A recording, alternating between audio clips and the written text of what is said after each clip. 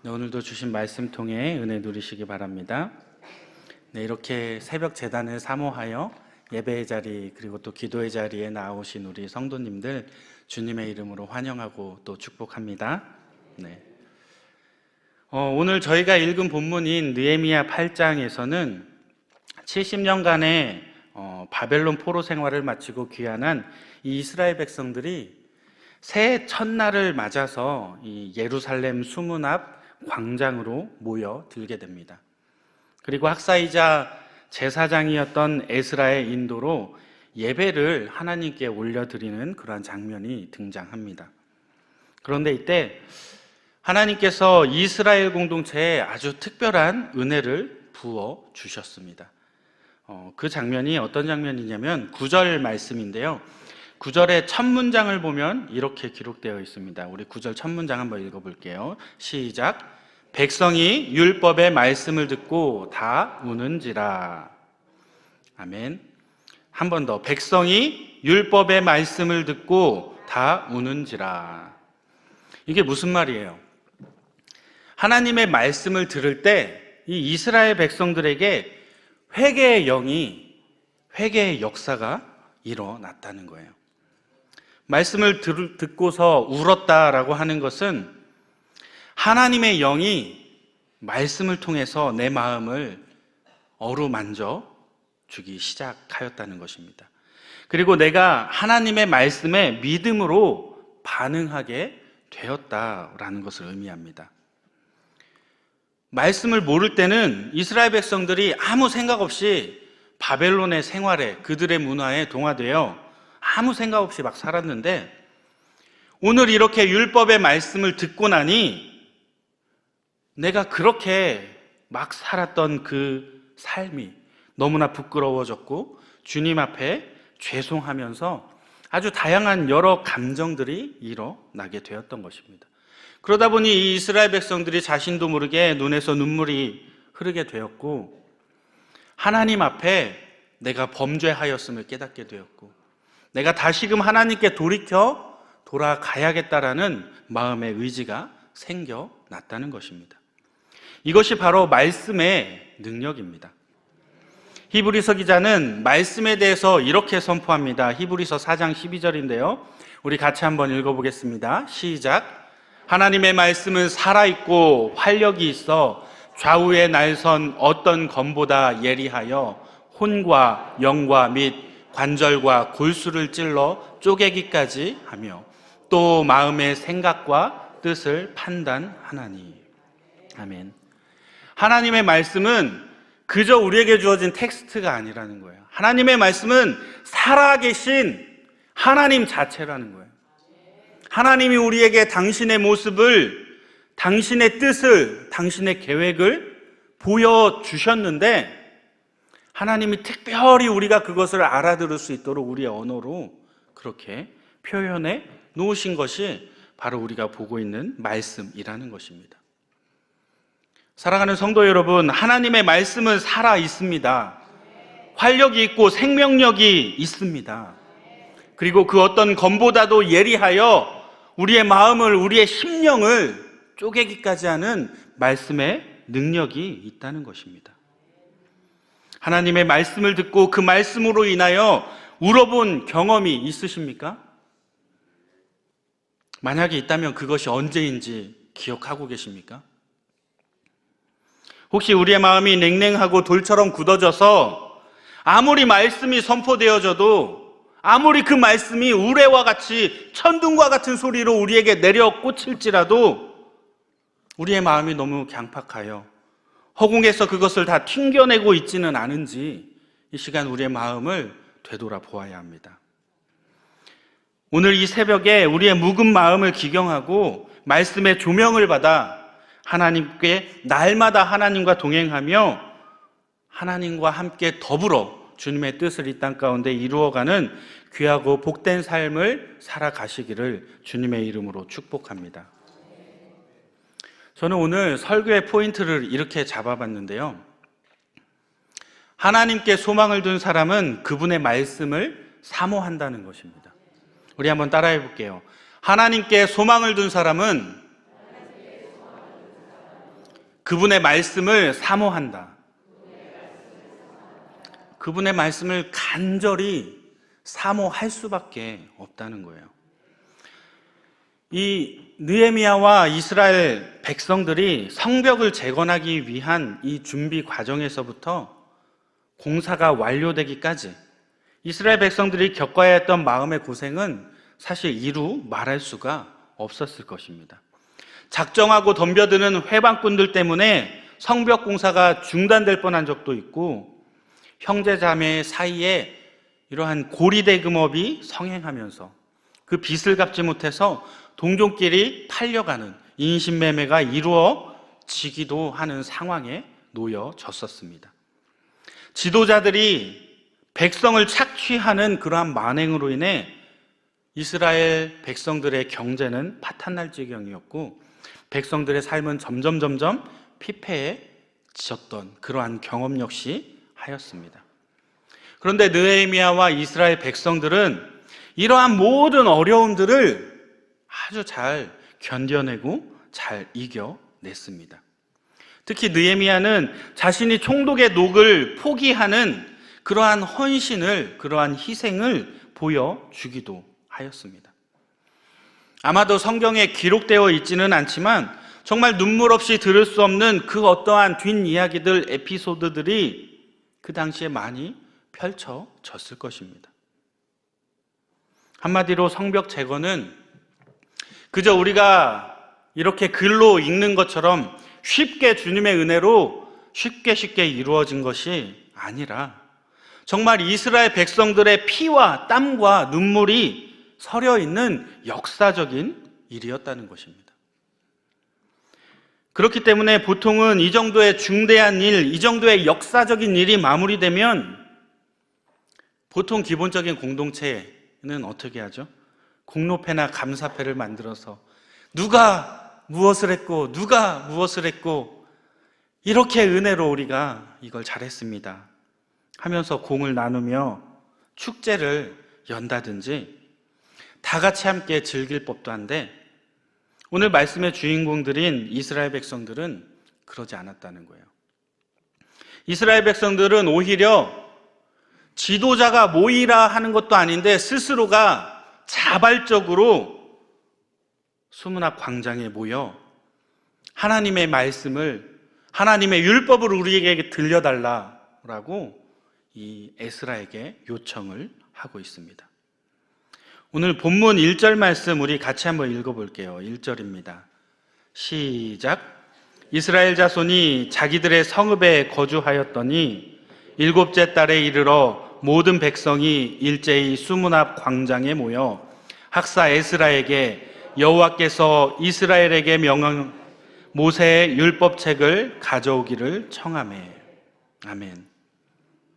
사랑하는 성도 여러분, 하나님께 소망을 둔 사람들은 그분의 말씀을 사모할 수밖에 없습니다.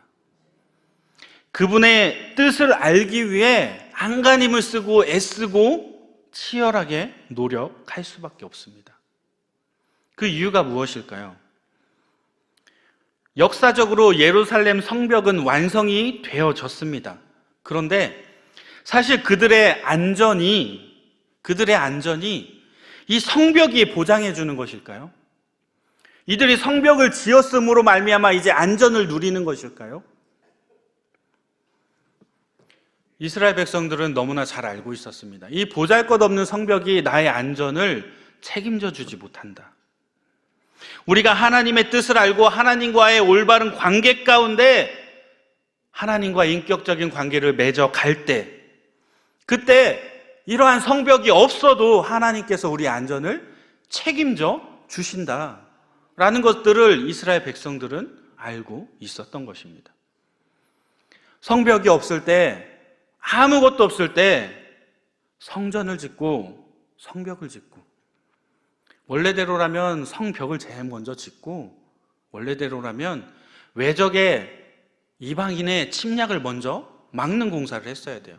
그런데 이스라엘 백성들은 그러지 않았다는 것이죠.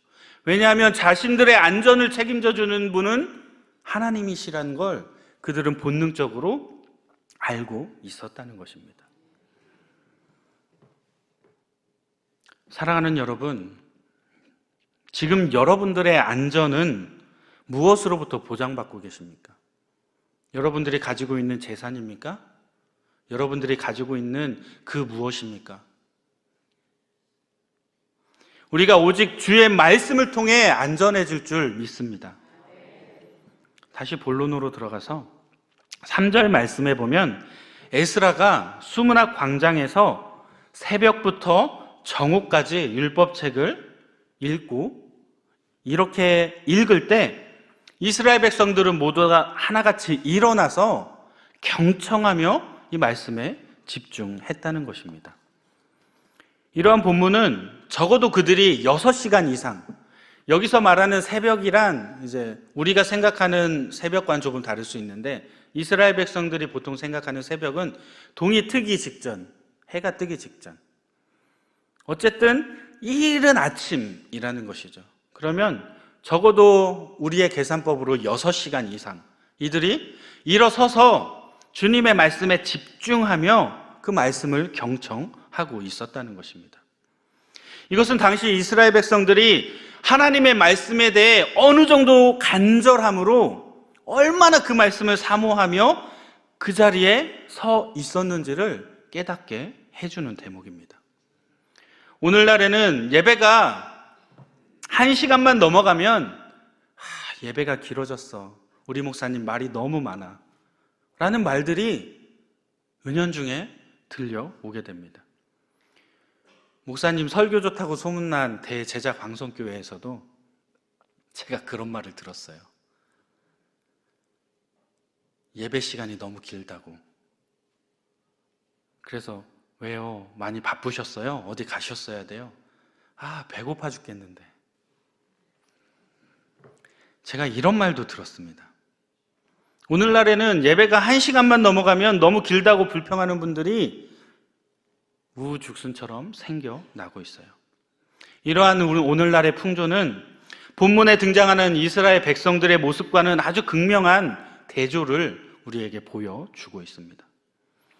사랑하는 성도 여러분, 하나님께 소망을 둔 사람들이 하나님의 말씀에 집중하여 귀를 기울일 때 그들은 이 말씀을 꿀과 송이꿀보다 더 달게 여기며 오히려 정금보다 더 사모하는 마음으로 그 자리에 있기에 시간 가는 줄 모른 채 주님의 말씀을 경청할 수 있었던 것입니다. 오늘날 우리의 모습은 어떠한가요? 이 정도의 말씀에 대한 간절함과 사모함이 우리에게 과연 있는가? 우리 모습을 되돌아 보아야 합니다. 현대인들의 주된 관심사는 건강하게 살며 장수하는 그러한 비결이나 힘을 들이지 않고도 적은 투자로 큰 돈을 벌 수 있는 재테크, 이런 것에 굉장한 관심을 많이 가지고 있습니다. 그래서 이와 관련된 유명한 강의를 들을 때면 막 두 눈에 빛이 막 번쩍번쩍 나면서 생기가 돌아요. 하나라도 놓칠까 막 적어가면서 강의를 듣곤 합니다. 그런데 그에 반해 하나님의 말씀을 들을 때면 꾸벅꾸벅 졸고 있는 분들이 허다하게 보여집니다. 안타깝지만 우리는 이러한 모습들을 통해서 그들이 과연 어디에 소망을 두고 있는가를 알고 싶지 않아도 저절로 알게 된다는 것입니다. 이 땅에 보물을 쌓아두는 그러한 사람들이나 세상을 너무 사랑하는 이들은 그들의 소망이 이 땅에 있기 때문에 하나님의 말씀을 사모하거나 영적인 것에 귀 기울이고 경청할 수 없게 된다는 것입니다. 비록 교회에 와서 앉아 있다고 하더라도 하나님의 말씀이 그들의 귀에 들어올 리가 없으며 그저 그들은 무의미한 시간을 보내고 있는 것입니다. 사랑하는 여러분, 우리가 건강한 일상생활을 하고자 한다면 어떻게 해야 합니까? 의사가 시키는 대로, 의사가 권고하는 대로 규칙적인 생활을 하며 운동을 하며 약을 잘 챙겨 먹으며 식단을 조절하며 이렇게 살아가야 하지 않습니까? 영적인 건강한 신앙생활 역시 마찬가지입니다. 우리가 말씀을 사모하며 말씀이 우리에게 요구하는 것에 순종으로, 아멘으로 순종하며 나아갈 수 있는 그러한 믿음이 우리에게 있어야 한다는 것입니다. 말씀을 사모하며 말씀이 권하는 바를 힘써 준행할 수 있는 믿음의 담력이 우리에게 있어야 한다는 것입니다. 그저 말씀을 듣는 것에서 그치는 것이 아니라 이 말씀을 사모하고 경청함으로 하나님의 뜻을 깊이 깨달으시고 그분이 하시고자 하는 그 사역에, 그분의 계획에 자발적으로 우리의 의지를 가지고 동참하여야 한다는 것입니다. 우리가 말씀을 가까이 하면 가까이 할수록 말씀은 우리의 삶을 변화시켜주는 힘과 능력이 있기 때문에 우리는 더욱더 말씀을 사모해야 한다는 것입니다. 사랑하는 여러분, 여러분들의 삶의 우선순위는 무엇에 있습니까? 여러분들의 소망은 어디에 놓여져 있습니까? 이 시간 우리의 마음을 다시 한번 돌아보시고, 우리의 마음이 강팍하여졌다면, 우리의 마음이 딱딱하게 굳어졌다면 이제는 그 마음밭을 일구고 기경해야 할 때입니다. 말씀 듣는 것에 만족하지 마시기 바랍니다. 말씀은 능력이 있습니다. 우리의 삶을 변화시키는 힘이 있습니다. 여러분, 그저 듣는 것에 그치지 마시고 아주 작은 것부터, 한 걸음부터 주님의 말씀에 순종하는 훈련이 되어지기를 주님의 이름으로 축복합니다. 이제 말씀을 마무리하겠습니다. 하나님께서 이스라엘 백성들에게 원하셨던 것은 그들의 무너져 내렸던 신앙의 회복이었습니다. 그들에게 신앙의 회복을 요구했던 하나님께서 오늘날 이 땅을 살아가는 우리 성도들에게 동일한 회복을 기대하고 계십니다.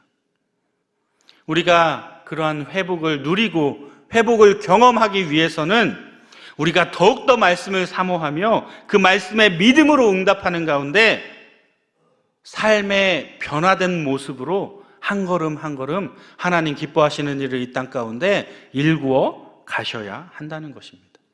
우리는 이러한 삶을 통해 하나님의 영광을 나타내고 하나님의 이름을 드러내고 복음을 선포하는 믿음의 백성들이 다 되시기를 주님의 이름으로 축원합니다.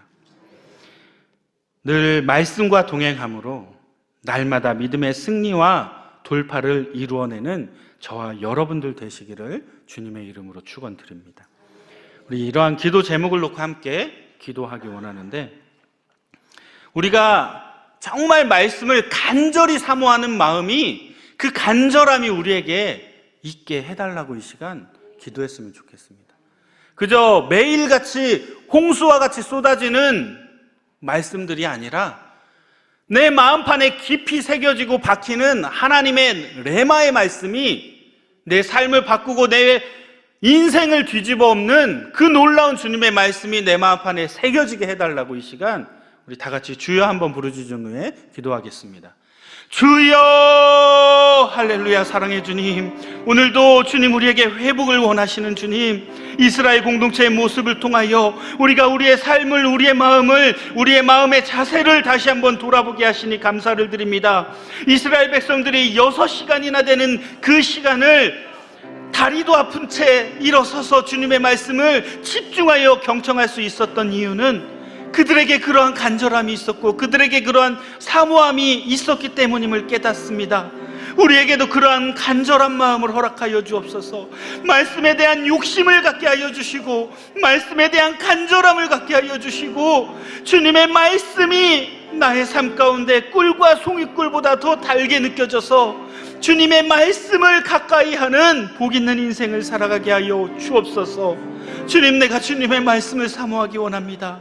나의 강팍한 마음이, 딱딱했던 마음이 이제는 주님의 말씀으로 가득 채워지고 주님의 음성이, 레마의 말씀이 내 마음판에 깊이 깊이 새겨지기 원합니다.